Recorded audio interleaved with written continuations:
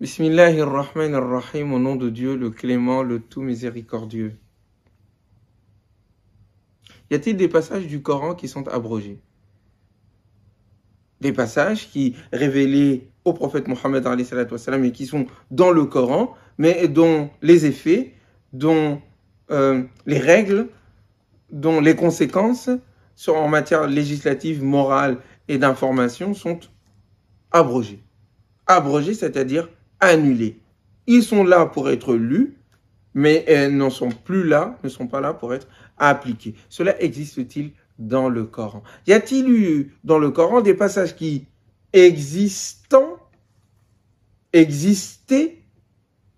eh bien, ont été abrogés, élevés, disparus, ne sont plus présents dans le livre tel que nous l'avons, mais dont les règles continuent d'être appliquées aujourd'hui? Y a-t-il eu dans le Coran des passages qui sont abrogés par d'autres passages dans le livre qui restent d'actualité, ou des passages dans le livre qui sont abrogés par d'autres passages qui n'existent plus dans le livre, ou des passages qui étaient dans le livre qui sont abrogés par d'autres passages qui étaient dans le livre et qui ne le sont plus? Vous me direz, mais qu'est-ce que c'est que cette histoire, Ousmane? De quoi parles-tu? Je vous parle de ce qu'on appelle être la science de l'abrogeant et de l'abrogé. C'est un sujet que j'ai eu à traiter ça et là dans les différentes conférences. J'ai eu à m'exprimer là-dessus en indiquant que cela était en contradiction avec le Coran et que cela ne pouvait en aucun cas être en accord avec ce qu'il dit de lui-même comme étant un livre en harmonie, en accord, concordant. Et que s'il était d'un autre que Dieu, il y trouverait beaucoup de contradictions. Or, la notion d'abrogeant et d'abrogé est fondée fondamentalement sur le fait qu'un passage du Coran contredit un autre passage du Coran dans sa portée législative, et pour régler cette apparente contradiction, l'un doit abroger l'autre qui est chronologiquement avant celui qui est censé l'abroger. Il faut donc en parler de façon plus posée, de façon plus exhaustive, afin que nous puissions donner une opinion argumentée sur le sujet et surtout de vous donner les clés de lecture et de compréhension de ce sujet. Très bien. Définissons les termes. Qu'est-ce que le fait d'abroger? Qu'est-ce que l'abrogeant et qu'est-ce que l'abrogé? Qu'est-ce que l'abrogation? En langue française, abroger quelque chose veut dire le couper, faire annuler son effet. En termes législatifs, vous avez une loi qui dit, par exemple, que à partir de minuit, il est interdit de sortir de chez soi. Très bien. C'est une loi. Elle doit être appliquée. Quelques mois plus tard, une autre loi vient pour dire, dorénavant, à partir de 21h, il est interdit aux gens de sortir de leur demeure. Immédiatement, nous comprenons que la première interdiction, l'interdiction de sortir de chez soi à minuit, est abrogée par la deuxième interdiction qui est venue après, tardivement, dans le temps, qui met l'interdiction de sortie à 21h. La deuxième loi, qui interdit les personnes de sortir à 21h, abroge la première loi qui interdisait de sortir à minuit. Pour quelle raison? Parce que l'application des deux n'est pas possible. C'est soit l'un, soit l'autre. L'un, le premier, qui interdit de sortir à minuit, permettait de pouvoir sortir à 21h, à 22h, à 23h, à 23h30, à 23h45. Il n'y avait aucune interdiction. Là où la seconde, la deuxième, vient dire qu'à 21h, il n'est plus possible de sortir. Donc, ce qui était permis par la première ne l'est plus par la seconde. Et enfin, une troisième vient, voilà pourquoi je parlais de seconde ou de deuxième, eh bien, une troisième vient vous dire, écoutez, dorénavant, il est possible de sortir à n'importe quel moment de la journée et de la nuit. Nous comprenons donc que le troisième vient abroger les deux précédentes lois qui interdisaient de sortir à un moment de la nuit. Dans le premier cas à minuit, dans le deuxième cas à 21h.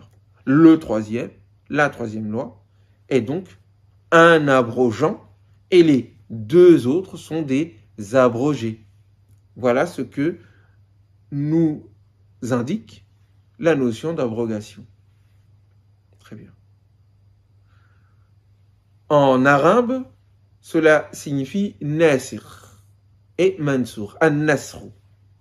An-nasru en langue arabe veut dire à la fois le fait d'effacer, d'enlever, d'abroger, et le fait aussi d'inscrire, d'écrire, de prescrire.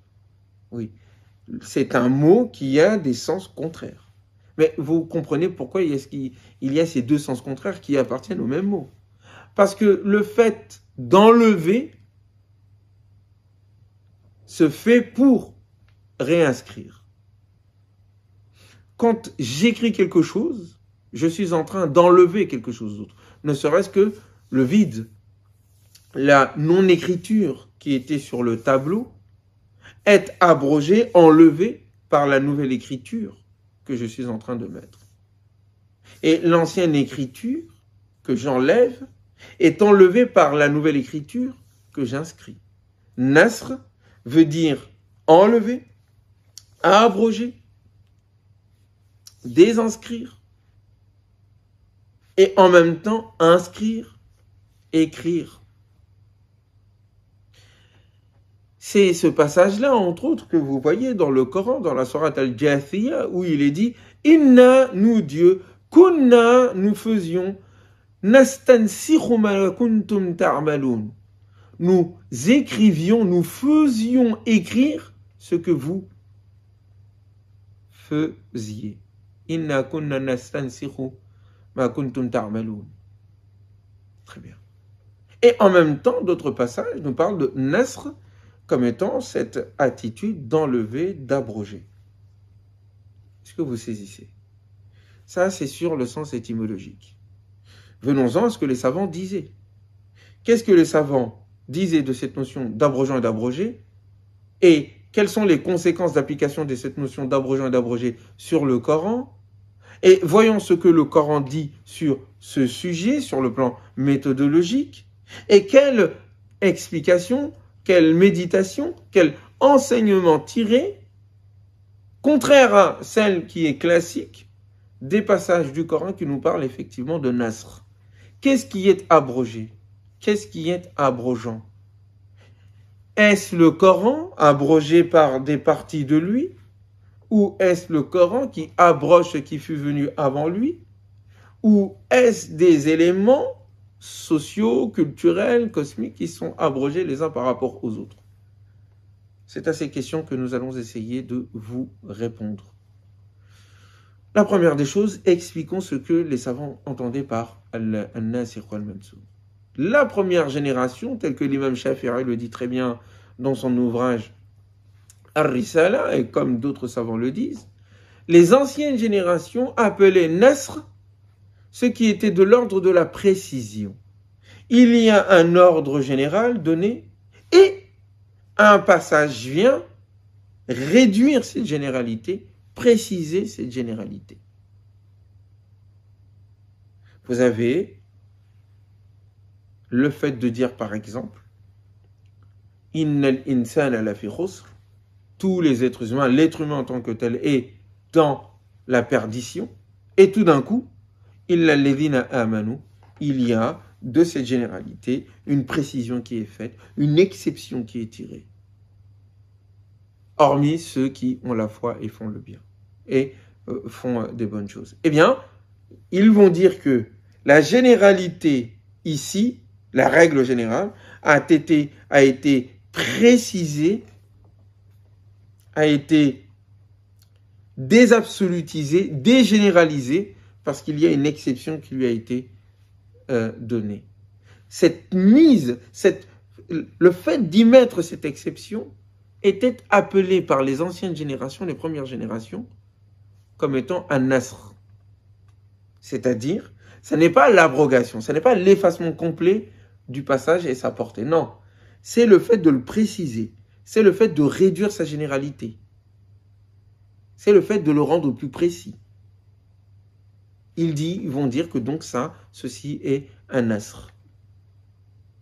Ce passage-là a nasir, a abrogé, entre guillemets, cet autre passage, c'est-à-dire qu'il a réduit sa généralité. Très bien. Puis ensuite, le sens va changer dans les générations qui viendront après, en l'occurrence, à l'époque de l'imam Shafi'i. Rahimahullah. Qu'est-ce qu'il disait? Il disait que ici, le nasir et le mansour concernent les passages du Coran qui, sur le plan chronologique, ont été révélés dans des temps différents, mais qui concernent le même sujet, mais dont les contenus sont en contradiction.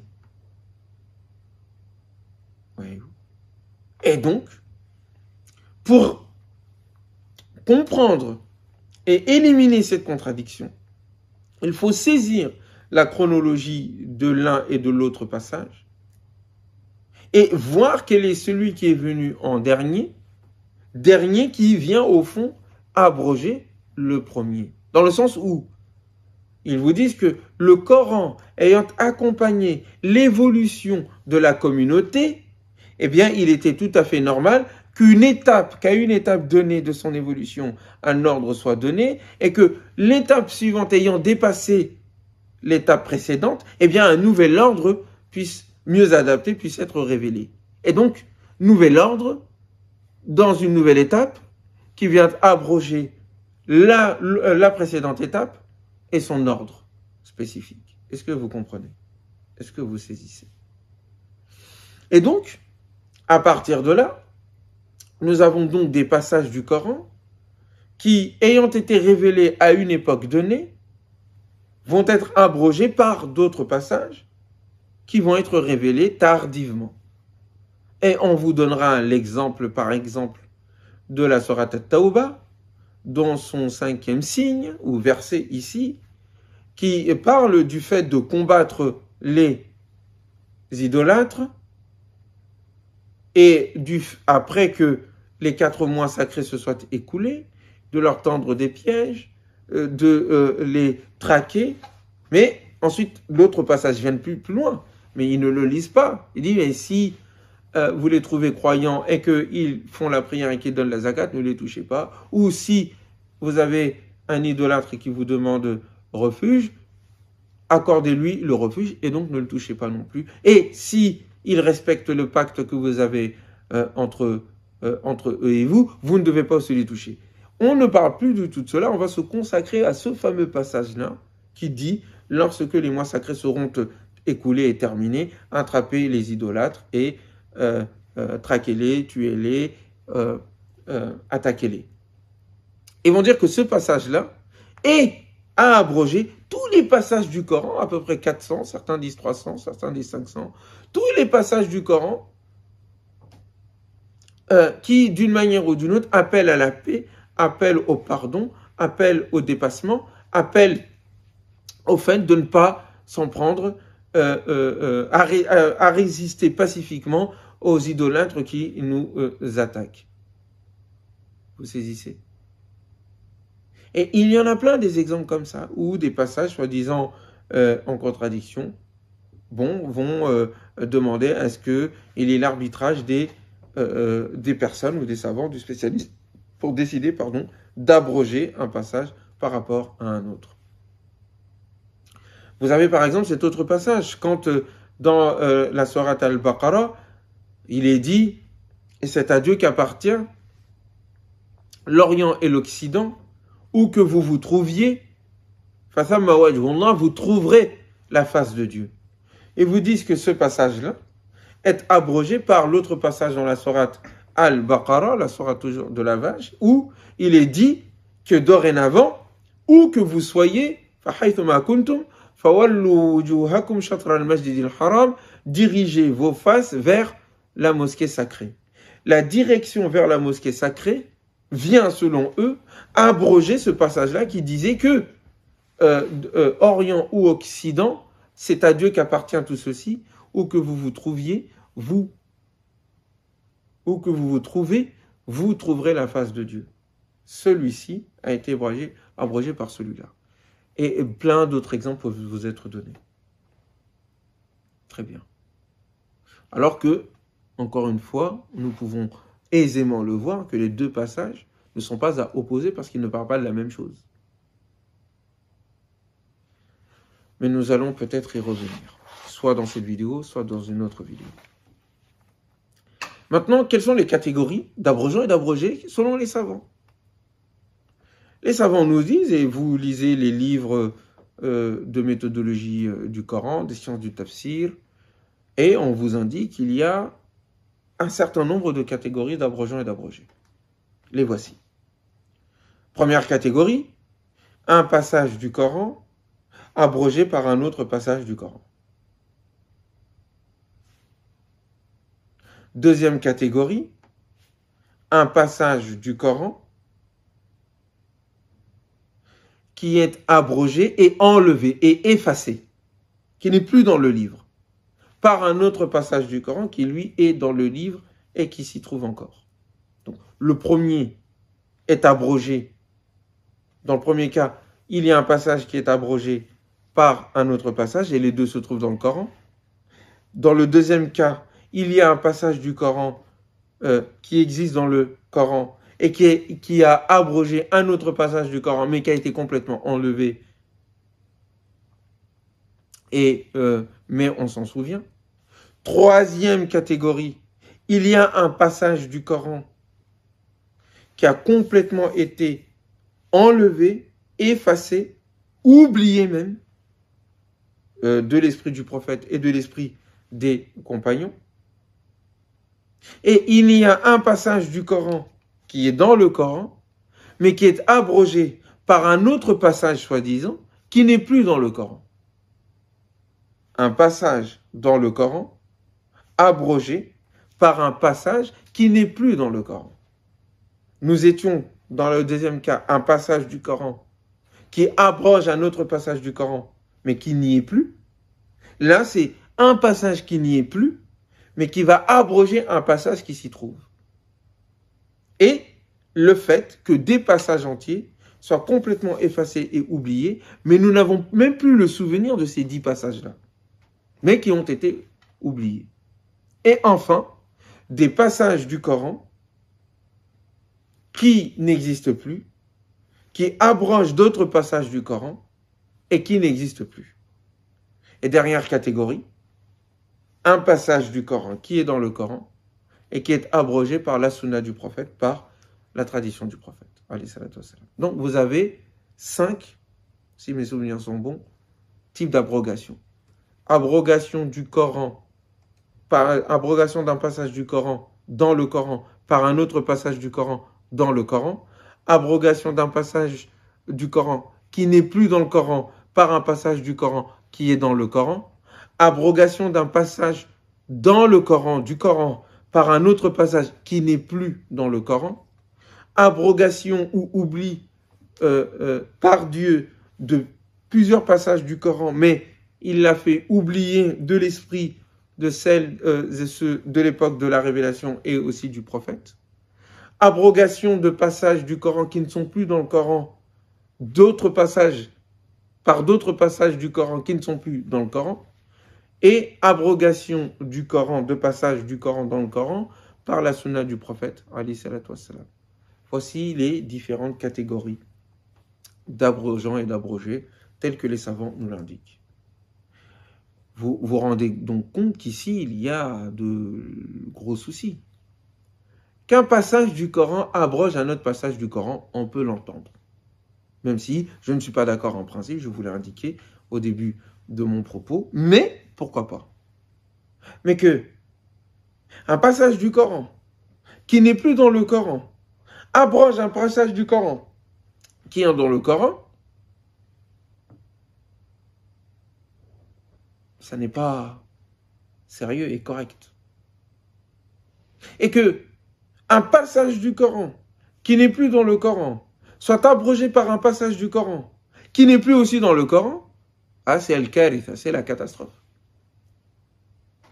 Et enfin, qu'un hadith du prophète, attribué au prophète, c'est-à-dire une personne rapporte que le prophète a dit, mais il est le seul à le dire, ou ils sont deux à le dire. Mais en tous les cas, ce n'est pas mutawatir. Et quand bien même ce serait mutawatir, c'est-à-dire unanimement accepté, mais il s'agit de la sunna, qui viennent abroger un passage du Coran. Cela est une autre porte ouverte à, un manque de sérieux dans la manière dont on traite le Coran. Il faut être sérieux et dire les choses telles qu'elles sont. C'est s'amuser avec le livre. Nous, musulmans, nous disons que, contrairement aux autres croyants des autres traditions juives et chrétiennes, nous avons préservé notre livre, nous l'avons respecté, nous l'avons protégé. En réalité, nous ne l'avons pas protégé, c'est Dieu qui protège ce livre. Nous avons joué avec le livre comme les autres populations. Parce que ça, c'est jouer avec le Coran. Et ça n'est pas fini. Parce que qui décide au fait de ces passages abrogés et abrogeants et abrogés? Ça n'est pas le Coran. Ça n'est pas le prophète alayhi salatu wassalam. Ce sont les savants qui eux-mêmes disent à un moment donné tel passage est abrogé par un autre passage. La preuve en est que ce sont les savants qui font l'application de cette règle d'abrogeant et d'abrogé et leur divergence. Il y a des divergences entre tous les savants sur quels sont les passages du Coran qui sont abrogeants et abrogés, sur le nombre de passages qui sont abrogeants et abrogés. Certains vont jusqu'à 500, certains disent 300, d'autres disent juste 5 passages du Coran qui sont abrogés. Et le simple fait qu'il y ait divergence sur le sujet indique que cette question est issue de l'effort intellectuel des savants et non pas d'une prescription directe, claire et un écrit incontestable et incontesté du Coran ou de la sunna du prophète alayhi salatu wassalam. Prenons certains exemples pour que ça soit une forme d'illustration. Vous avez, par exemple, ce hadith du prophète alayhi salatu wassalam, ou plutôt ce hadith de Aïcha radiallahu anha, où il est dit, je le lisais d'ailleurs ce matin, que il y avait dans le Coran, à l'époque du prophète alayhi salatu wassalam, l'allaitement qui interdit un enfant à sa mère de lait et à ses sœurs de lait et de 10 allaitements où il est répu. Aïcha dit, radiallahu anha, que ces passages-là, ces 10 ont été abrogés par 5 rada'at, 5 allaitements yushbi'na qui mettent l'enfant en situation de satiété. Et ensuite, elle termine, bien sûr, ça n'est pas elle qui le dit, elle termine le passage en disant « Et ces passages-là se trouvaient dans le Coran ». À la mort du prophète, le passage qui vient abroger le précédent passage, l'effacer, se trouve dans le Coran. Le passage qui dit 10 allaitements est abrogé par un autre passage qui dit 5 allaitements. Et elle dit que le prophète alayhi salatu wassalam est mort, alors que ce passage-là, ce dernier, se trouve dans le Coran. Il n'y a ni le premier, ni le second. Ni le premier. Alors on pourra dire il a été abrogé. Mais le second, il ne s'y trouve pas. Il n'y a pas ces passages-là dans le Coran. Et ça, les savants prennent cet exemple-là comme étant un exemple d'abrogation. Un autre exemple, où je voulais indiquer, où quand Allah subhanahu wa ta'ala parle de la Qibla, un passage qui dit que où que nous nous trouvions, étant donné que c'est à Dieu qu'appartient l'Orient et l'Occident, nous trouverons la face de Dieu. Mais ça, c'est une information qui ne peut pas être rejetée. C'est une information. Elle ne peut pas être abrogée. Elle est vraie de tout temps. où que nous nous trouvons, nous trouverons la face de Dieu, subhanahu wa ta'ala. Ils disent que ce passage-là a été abrogé par le passage qui se trouve toujours dans la même sourate Al-Baqarah, où il est question du fait que lorsque nous prions, eh bien, nous nous tournons vers la mosquée sacrée. Et donc, ils disent le fait que nous nous tournions vers la mosquée sacrée vient abroger l'autre passage qui permettait à ce que nous nous tournions ou que nous soyons dans n'importe quelle direction, étant donné que nous trouvons la face de Dieu. Les deux passages ne parlent pas de la même chose. Donc, il n'y a pas, vous allez mettre en contradiction. Est-ce que vous comprenez? Est-ce que vous saisissez? Et d'autres exemples peuvent être donnés. Un autre exemple, ici, qui parle par exemple de l'affaire de la lapidation. Disons que un passage du Coran qui a été abrogé, mais dont la règle continue d'exister.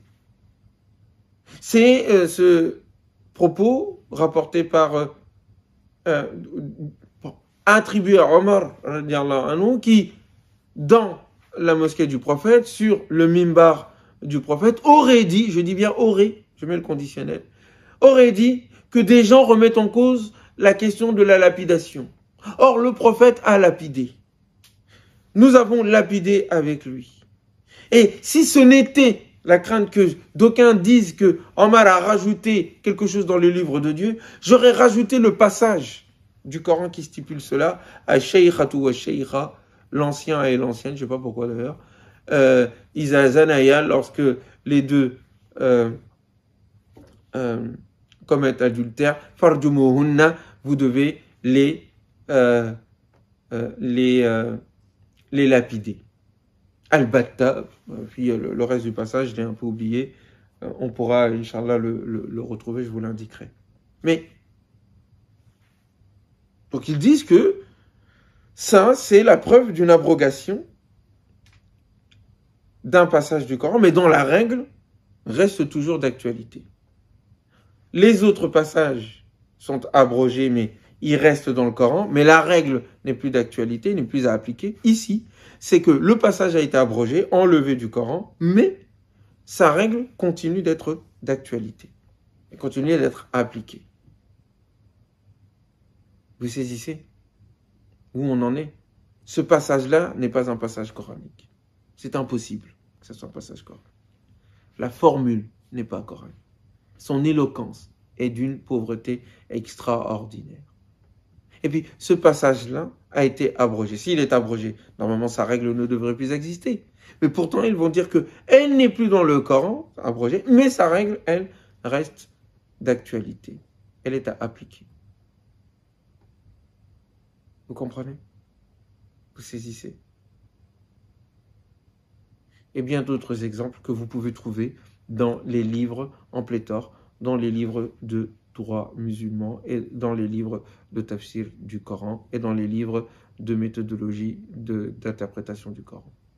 Ce que j'essaye de vous dire, c'est que l'ensemble de ces différents passages évoqués dans les hadiths qui disent qu'il y a eu abrogation de tel passage et de tel passage par tel autre passage, qui existe dans le Coran, ou qui n'existe plus dans le Coran, ou une partie a été enlevée, mais une partie est restée, ou qui a été enlevée, mais dans la règle reste à appliquer, ou qui est resté, mais dans la règle a été abrogé, ou bien pire encore que des passages de la sunna du prophète, alayhi salatu wassalam, des hadiths rapportés peuvent abroger le Coran, voire le réduire et réduire sa portée, n'est fondé sur aucun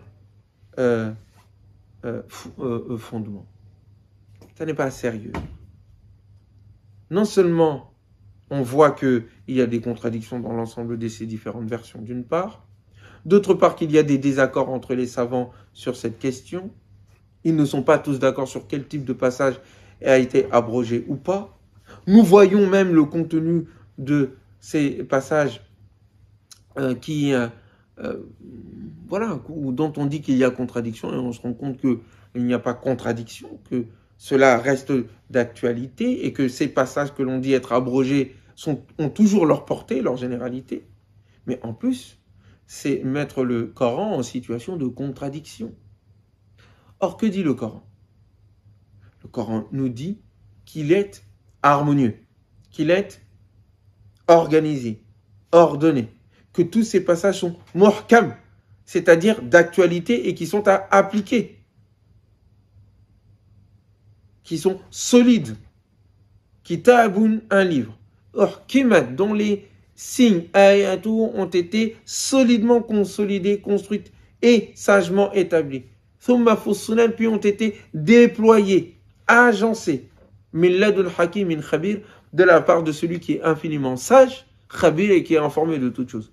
Dieu n'était-il pas informé de l'évolution de la communauté dans la manière de l'ordonner? Et puis, le Coran obéit-il à la chronologie? Le Coran tel qu'organisé n'est pas organisé en fonction de la chronologie.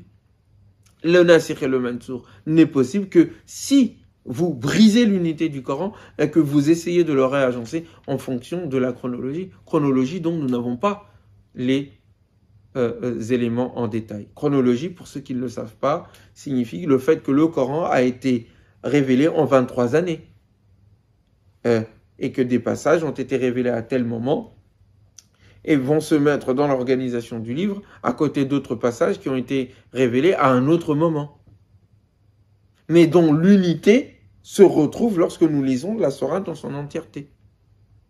Eh bien, vous ne pouvez pas parler de Nasikh et de Mansour si vous ne brisez pas l'unité du Coran, si vous ne prenez pas les passages du Coran et les enfermez dans leur chronologie, si vous ne désuniversalisez pas le Coran. Oui, je les vois venir. On dirait, oh, mais Ousmane, et la question de l'alcool, c'est toujours cet exemple-là. Nous sommes obnubilés par l'alcool. Je ne sais pas pourquoi. Parce que le passage d'ailleurs ne parle pas d'alcool. Il parle de l'alcool et il parle de Meissir, les jeux de cartes, les jeux de hasard. Personne ne parle du fait que les jeux de hasard ont été, abrogés, permis au début. Non, on est toujours obnubilé par la question de l'alcool, comme si le passage du Coran ne parlait que de cela. Revenons à ces différents passages et voyons s'il y a abrogation. Oui, parce que je vous le dis, il ne peut pas y avoir d'abrogation dans le Coran. Et que dire que des passages ont abrogé un autre passage est une erreur fondamentale. Elle est issue de l'empressement que nous avons avec le Coran. Elle est issue du fait que nous ne réfléchissons pas en profondeur. Elle est issue d'une pensée de slogan. Oui, je le dis. Nous avons une pensée de slogan. On pense par slogan. Il y a des choses qu'on l'on dit, on ne se rend pas compte de leur portée et de leur profondeur. Et ça, c'est un signe d'empressement. C'est un signe de manque de profondeur. C'est un signe de manque de cohérence intellectuelle et de cohérence méthodologique et logique. Le passage dans la sourate Al-Baqarah qui dit « Yas'alunaka anil khamri wal maysir » on t'interroge au sujet de l'alcool, du vin, al-maysir et des jeux de hasard. Oui, le passage dit quoi? Il dit tout simplement qu'il y a un bien en ces deux et il y a un mal en ces deux. Wa ithmuhuma, et leur mal, akbaru min naf'ihima, est plus grand que leur utilité. En quoi ce passage-là est à abroger? C'est une information qu'il donne. Or, l'une des règles que les savants nous ont dit d'ailleurs, c'est que il n'y a pas d'abrogation possible pour une information. Quand Dieu dit que quelque chose est rouge, cette chose est rouge. Ça ne va pas être abrogé. Quand Dieu dit, subhanahu wa ta'ala, qu'il y a un bien dans l'alcool, une certaine utilité dans l'alcool et dans les jeux de hasard, et de l'autre côté qu'il dit qu'il y a du nuisible, mais que le nuisible l'emporte sur l'utilité, c'est une information qui donne. Cette information reste valable jusqu'à la fin des temps. Il n'y a pas à dire que ce passage a été abrogé. Alors, il va me dire, oui, mais parce que ce passage n'interdit pas, il laisse la possibilité. Qui vous a dit ça? Il ne laisse aucune possibilité. Il donne une information. Cette information reste valable. Le passage qui vient après, chronologiquement, comme on dit, dans la sourate An-Nisa, la sourate des femmes. quand il dit « Ya ayyuhalladhina amanu » ou vous qui avez la foi, « La taqrabu s-salata » n'approchez pas la prière, « Wa antum sukara » alors que vous êtes ivre, « Hatta ta'lamu ma taqulun » jusqu'à ce que vous sachiez ce que vous dites. Oui. Et donc, en quoi est-ce que ce passage-là vient abroger le passage de la sourate Al-Baqarah, mes amis? Je vous pose la question. Il dit tout simplement ici que lorsque vous êtes ivre, vous ne priez pas. Parce que vous ne savez pas ce que vous êtes en train de dire. Est-ce qu'il est en train de dire que c'est licite de prier en dehors de la prière?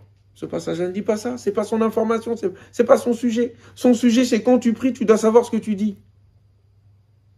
Est-ce que c'est en contradiction avec l'autre passage qui dit que il y a dans l'alcool, comme dans les jeux de hasard, de l'utile et du nuisible, et que le nuisible l'emporte sur l'utile? Les deux passages ne sont pas en contradiction. L'un donne une information, l'autre donne un ordre. Quand tu pries, eh bien, tu dois savoir ce que tu dis. Donc, quand tu es ivre, tu ne dois pas prier. Quelqu'un me dira, oui, mais ça sous-entend que il est possible que quelqu'un soit ivre, un croyant, et qu'il ait envie de prier. Mais oui, mon ami, c'est possible. Bien sûr que c'est possible. On a plein de musulmans dans les bars à côté, à droite, à gauche, qui boivent. Qui boivent, hein? Oui, qui boivent.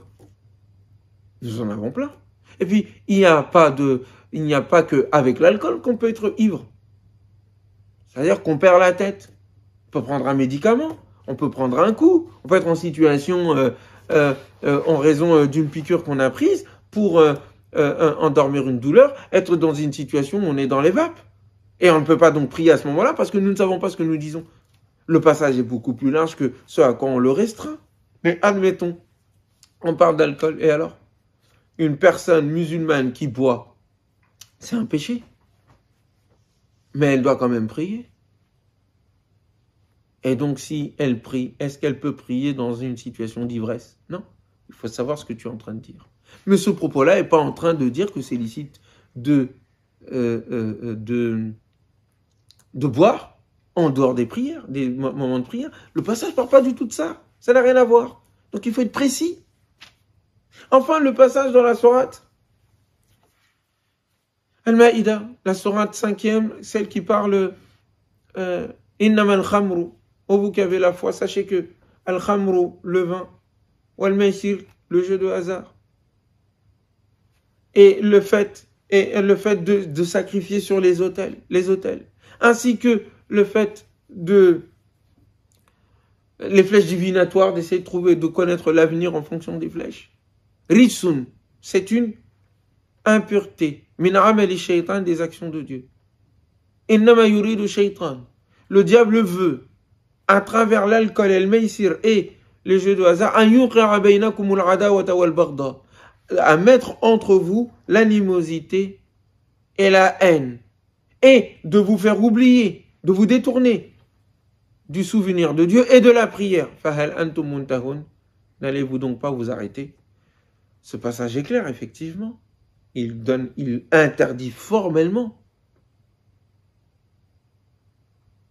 le fait de prendre de l'alcool, le fait d'utiliser, de jouer, de faire les jeux de hasard, le fait de faire les jeux, des flèches divinatoires, l'astrologie et d'autres manières d'essayer de deviner l'avenir, et le fait d'utiliser les autels comme lieu de sacrifice pour d'autres que Dieu. Il nous dit pourquoi. Est-ce que ce passage-là est en contradiction avec les passages de la sourate Al-Baqarah qui disent il y a un bien et un mal et le mal l'emporte sur le bien concernant l'alcool et les jeux de hasard, et le fait de ne pas approcher de la prière lorsqu'on est en état d'ivresse? Est-ce qu'il y a contradiction de sorte que l'on dise que le dernier passage est en train d'abroger tous les autres passages qui sont venus après? Bien sûr que non. Il n'y a pas de contradiction. Tous ces passages-là sont dans la ligne qu'elles viennent, dans la réalité qu'elles viennent couvrir, véridique, applicable et appliquée. Tout simplement. Y a-t-il un lien? Bien sûr qu'il y a un lien. Oui. L'alcool, dès le départ, quand il dit que c'est une mauvaise chose, parce que l'utile est moindre par rapport au nuisible, nous voyons tous très bien que juste ce passage-là, il est largement suffisant pour nous dire que c'est interdit de toucher à l'alcool et que c'est interdit de toucher aux jeux de hasard. Il n'y avait pas besoin des autres passages. Mais il donne une information. Les autres passages qui viennent ne viennent juste que donner une information et un ordre. Il n'y a pas de contradiction. Il y a concordance, tout simplement. Est-ce que vous comprenez? Il y a contradiction par rapport aux déductions que nous avons faites. C'est-à-dire, du premier passage dans la sourate Al-Baqarah, nous en avons déduit qu'il ne l'a pas tout à fait interdit. Il nous a juste dit que, bon, c'est pas bien, mais c'est pas grave. Non, ça, c'est la déduction que vous en faites. Ce n'est pas le passage, c'est pas ce qu'il dit. Nous avons aussi déduit du fait que de ne pas approcher la prière en situation d'ivresse, eh bien, ça veut dire qu'en dehors de la prière et de ses horaires, nous pouvons boire de l'alcool et être en situation d'ivresse. Mais ça, c'est une déduction. C'est pas ce que le passage dit. Donc, ce sont ces déductions-là, en fait, qui nous mettent en erreur et qui font que nous ne nous en tenons pas à ce que dit le passage dans sa lettre et dans sa relation avec les autres passages. Donc, voyez-vous, c'est à chaque fois le même exemple qu'on me donne et je dis à chaque fois, mais frère, vous écoutez pas le Coran, en fait. Vous êtes trop pressés. Vous ne questionnez pas vos déductions. Nous avons une pensée de slogan, pas une pensée méthodologique et profonde. Maintenant, les passages du Coran qui parlent de Nasr et de Mansur, de Nasr dans le Coran. Nous en avons dans la sourate Al-Baqarah, nous en avons dans la sourate Al-Hajj, la 22e sourate, et nous en avons dans la sourate 16. Du moins, c'est celle que l'on prête à la notion d'abrogeant et d'abrogé. Prenons le premier passage.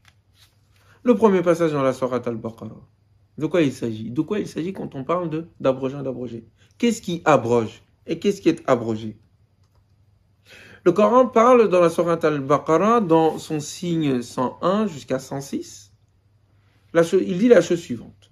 وَلَمَّا جَاءَهُمْ, et lorsque un messager leur fut venu min indillahi, de la part de Dieu, musaddiqun, attestant de la véracité lima ma'ahum, de ce qui se trouve avec eux, nabadha fariqun min alladhina utul kitab, une partie des gens du livre ont mis de côté derrière eux kitab Allah, le livre de Dieu, wara'a dhuhurihim, de derrière eux, ka'annahum la ya'lamun, faisant comme si ils ne le connaissaient pas, wattaba'u ma tatlu shayatin, et ils ont suivi plutôt ce que les démons récitaient sur le royaume de Salomon. Wa ma kafara Sulayman, et Salomon n'a pas mécru. Salomon n'est pas un négateur. Walakinna shayatin kafaru, mais ce sont plutôt les shayatin, les démons, qui ont mécru, qui ont nié Dieu.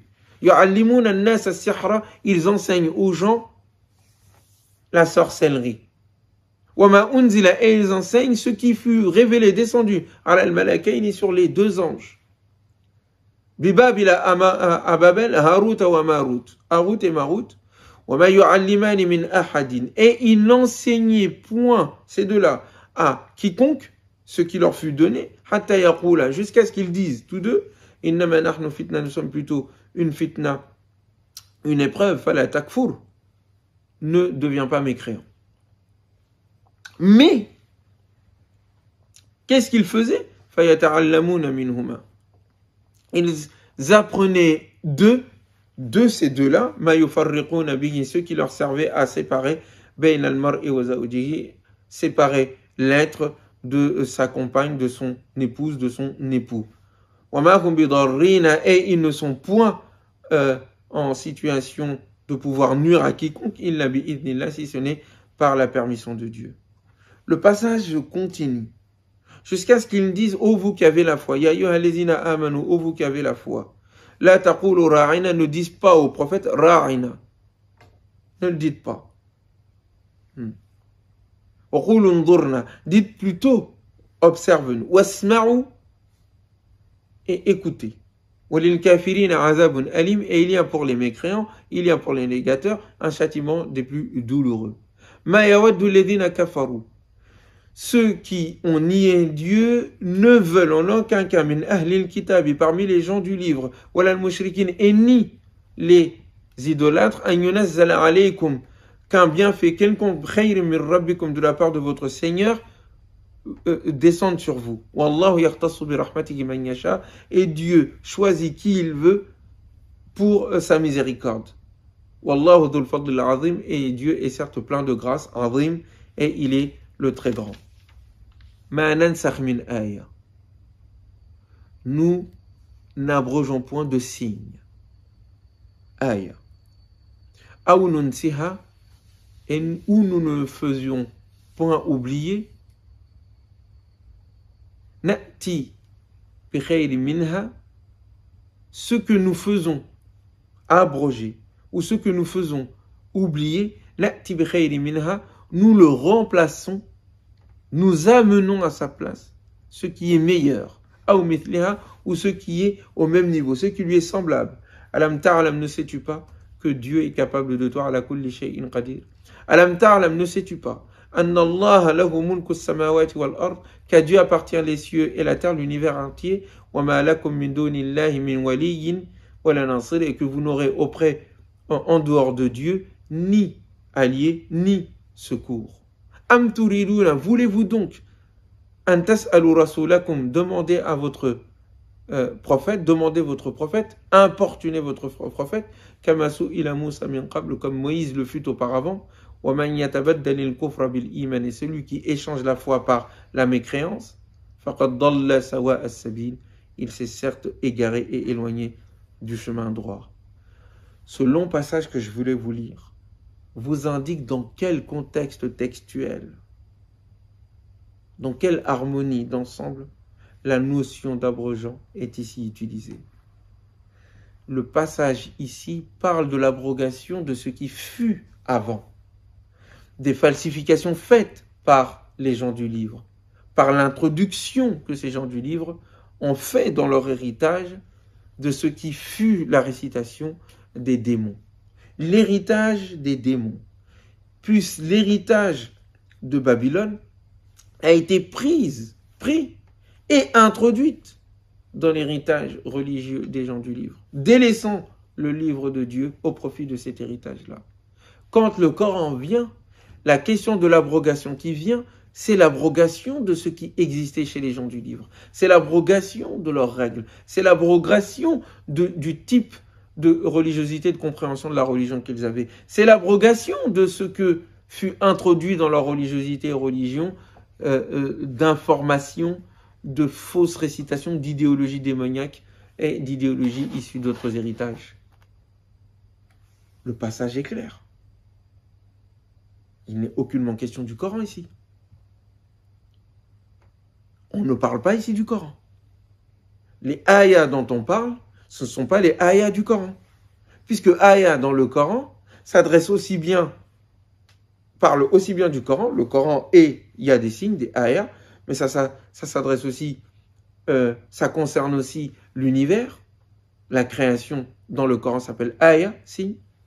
Ça concerne aussi les miracles des prophètes, ayat. Ça concerne les arguments, ayat. C'est tout cela que l'on appelle ayat dans le Coran. Or, ici, le terme ayat est lié à quel autre passage? Au passage précédent. Les passages précédents qui parlent des gens du livre. Et donc, c'est par rapport aux gens du livre qui importunaient Moïse. Et d'exemple que l'on ne doit pas suivre par rapport à notre prophète. Eh bien, ce sont ces prescriptions-là, ce sont ces attitudes-là, influencées et falsifiées par la récitation des démons, qui est l'objet de l'abrogation. Les autres passages qui parlent d'abrogation, d'abrogeant et d'abroger, eh bien, c'est le passage de la sourate 6, quand il est question, de la sourate 16, pardon, quand il est question, encore une fois ici, de Shaitan, où il est dit, فَإِذَا قَرَأْتَ الْقُرْآنَ, lorsque tu récites le livre, tu récites le Coran, فَاسْتَعِذْ بِاللَّهِ, cherche donc protection auprès de Dieu, مِنَ الشَّيْطَانِ الرَّجِيمِ, contre le Satan, contre Shaitan al-Rajim, le lapidé, le maudit. Innahu, car lui, laysa lahu sultan, il n'a aucun pouvoir, ala alladhina amanu, sur ceux qui ont la foi, wa ala rabbihim yatawakkalun, et qui font confiance en Dieu, en leur Seigneur. Innama sultanuhu, en réalité son pouvoir s'exerce, ala alladhina yatawallawnahu, envers ceux, sur ceux qui le prennent pour allié, wa alladhina hum bihi mushrikun, et sur ceux qui le prennent comme idole. وَإِذَا بَدَّلْنَا, et lorsque nous changeons aya, un signe, makana aya, à la place d'un autre signe, lorsque nous remplaçons un signe par un autre signe, Wallahu a'lamu, et Dieu sait bima yunazil, ce qu'il fait descendre. Qalu, ils disent, innama anta muftar, tu es un inventeur, tu es un imposteur, tu es un falsificateur. Tu l'as inventé. Bel, non, en réalité, aktharuhum la ya'lamun, la plupart d'entre eux ne savent pas, n'ont pas de connaissance. Qul, dit, nazzalahu ruhul qudus, c'est l'Esprit Saint qui l'a fait descendre, min rabbika, sur toi, bil haqq, en toute vérité, liyuthabbita alladhina amanu, afin d'affermir ceux qui ont la foi, wa hudan, et c'est une guidance, wa bushra, et c'est une bonne nouvelle, lil muslimin, pour ceux qui sont des musulmans, qui se soumettent à Dieu, qui sont en adhésion à sa paix, qui sont musulmans. Ici aussi, ce sont ces passages-là que d'aucuns prennent parmi certains spécialistes, par erreur à mon sens, à notre sens, disant que ce passage-là indique que des passages sont abrogés par d'autres passages. Or, ici aussi, si vous l'avez bien remarqué, comme dans le passage précédent que je viens de lire, il est question du démon.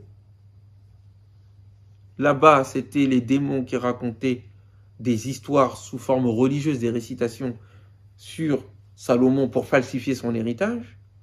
Ici, il est question de la protection contre le diable, quand nous récitons le Coran, et du fait que le diable exerce son autorité sur ceux qui comptent sur lui et sur ceux qui l'adorent.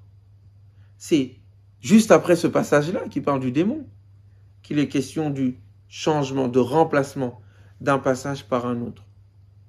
Soit un passage par un autre, c'est-à-dire dans le Coran, des passages bougés. Un passage qui a été révélé ici, on le retrouve là-bas. Un autre passage qui a été révélé à telle époque se retrouve dans un autre endroit. Ou soit il s'agit tout simplement de règles anciennes remplacées par des nouvelles règles, indiquant donc, faisant que un certain nombre de mushrikoun vont parler du fait que le prophète est en fait un inventeur. Et que le prophète doit répondre que c'est fondé sur une connaissance. C'est fondé sur le fait que c'est Ruh al-Qudus, l'Esprit Saint, de la part de Dieu, qui est plutôt l'auteur, qui est plutôt le transmetteur, qui est plutôt l'enseignant du prophète Mohammed alayhi salatu wassalam. J'ai dit auteur, l'auteur c'est le divin, et pas l'Esprit Saint. Très bien.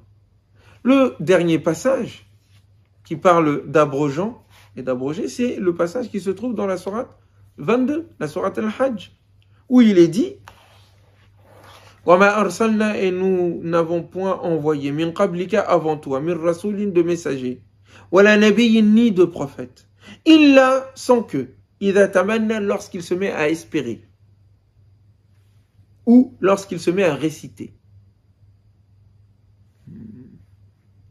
Illa idha tamanna alqa ash-shaytanu fi umniyatihi. Le shaytan lance, introduit fi umniyatihi, dans son espérance. Fayansakhu Allahu ma yulqi ash-shaytan. Dieu vient abroger donc ce que le shaytan a introduit. Thumma yuhkimu ayatihi, puis ensuite il vient confirmer, il vient consolider, il vient appliquer ayatihi, ces signes. Wallahu alimun hakim, et Dieu est savant et sage. Ce passage-là est d'une clarté étonnante par rapport aux autres passages, qui viennent confirmer en fait ce que nous disions de méditation. La question de Nasikh et de Mansour dans le Coran est liée toujours à la question du diable. Dans la sourate Al-Baqarah, dans les histoires que les démons racontaient sur Salomon pour falsifier son héritage et falsifier donc la mémoire religieuse, la religion et la religiosité des gens du livre. Dans la sourate An-Nahl, il est question du diable contre lequel on doit demander protection et qui impose son autorité envers ceux qui le prennent pour allié, envers ceux qui l'adorent en dehors de Dieu. Et juste après, les questions de passages qui viennent remplacer d'autres passages. Et ici, il est aussi question du fait qu'il y a un phénomène qui arrive aux messagers des prophètes et des messagers, c'est lorsque leur espérance est faite, omnia Amani, c'est l'espérance. C'est le fait d'espérer à. Mais Amani, dans le Coran, notamment dans les différents passages qui parlent de cela, par les gens du livre, c'est cette espérance qui est fondée sur rien. Où il y a cette idée que, par exemple, que Dieu pourrait nous faire rentrer au paradis parce que nous sommes, parce que c'est nous. Et d'autres disent que non, Umniya, comme le Cheikh Al-Sha'rawi, disent que Umniya, Amani, ici c'est la récitation. C'est la révélation faite par les prophètes. Eh bien, il y a un phénomène qui a lieu, c'est la tentative du diable de falsifier la récitation, de falsifier la révélation faite par les prophètes. Ils viennent ajouter une interprétation, rajouter des éléments qui viennent brouiller les esprits. Comme les démons avec la royauté, le règne de Salomon. Vous comprenez? Ce phénomène-là doit être reconnu. Ce sont des phénomènes de transformation, de déligion, de falsification du message des prophètes. Et Dieu intervient ensuite pour enlever, pour effacer, pour abroger ces éléments étrangers que le démon inspire pour falsifier le message divin, pour le retourner et le mettre à contresens, pour le faire passer de la religion à la déligion. Le Coran est ce qui vient justement rétablir la vérité des révélations précédentes. Enlever les éléments anciens, les éléments falsificateurs, les éléments qui ne sont plus adaptés. Le Coran vient donner une version nouvelle, universelle, qui vient dépasser les versions anciennes en affirmant ce qui est l'élément central de ce dit passage, de ces anciennes révélations, le cœur de ces anciennes révélations. Il vient les attester et en même temps, il enlève soit ce qui est ancien et plus d'actualité, ou soit ce qui est objet de la falsification du diable et son inspiration. Et cela soit en les abrogeant, c'est-à-dire le passage existe, nous les connaissons, mais un nouveau passage, une nouvelle révélation vient dire que cela n'est plus d'actualité, comme le dit les règles qui étaient dédiées aux enfants d'Israël et qui ne sont plus d'actualité au niveau de l'étape universelle et pour nous la communauté musulmane. Ou bien, nous le fait oublier, c'est qu'avec le temps, l'application n'est plus, l'oubli existe. Dans les deux cas, soit le Coran vient avec quelque chose qui dépasse le précédent, ou soit qui lui est au même niveau et qui lui est semblable. Ce qui veut dire que le Coran, par rapport à la totalité de l'héritage des prophètes, par rapport à la totalité des traditions religieuses, est soit un dépassant, c'est-à-dire qu'il excède cet héritage-là, ou soit il est du même niveau, mais il n'est pas en deçà. Et qu'il vient en tous les cas abroger, enlever ce qui soit était trop ancien, plus d'actualité, ou ce qui fut l'objet de l'inspiration du diable falsificateur. Est-ce que vous comprenez? L'ensemble se tient donc. Il n'y a pas d'abrogation dans le Coran. Il n'y a d'abrogation que du Coran par rapport à l'héritage ancien, falsifié. Et donc ce qui est l'objet de l'abrogation, c'est l'héritage du diable et son inspiration. Et ce qui est objet de transformation, de changement et de remplacement, ce sont les anciennes règles socio-culturelles religieuses qui sont remplacées par des nouvelles règles qui leur soit qui les dépassent, soit qui leur sont semblables et que le Coran amène. Vous saisissez? Est-ce que vous comprenez? Cela est bien mieux que cette prétention de dire que le Coran a été abrogé, que des passages du Coran sont là mais ne sont plus d'actualité. Car avec une telle prétention, comment contredire ceux qui pensent que le Coran est dépassé? Si des passages ont été dépassés, si des passages sont abrogés, parce que restreints à la chronologie, parce que restreints à un contexte particulier, pourquoi ne pas dire alors que le Coran lui-même a été révélé dans un contexte particulier et qu'il est donc en conséquence, si nous appliquons cette règle-là, totalement à abroger, totalement à mettre de côté, ou des passages en tous les cas doivent être abrogés, comme cela fut la prétention et l'appel lancé par nos adversaires islamophobes qui veulent nous faire passer comme étant des terroristes en puissance en raison du Coran, là où le Coran appelle à la paix,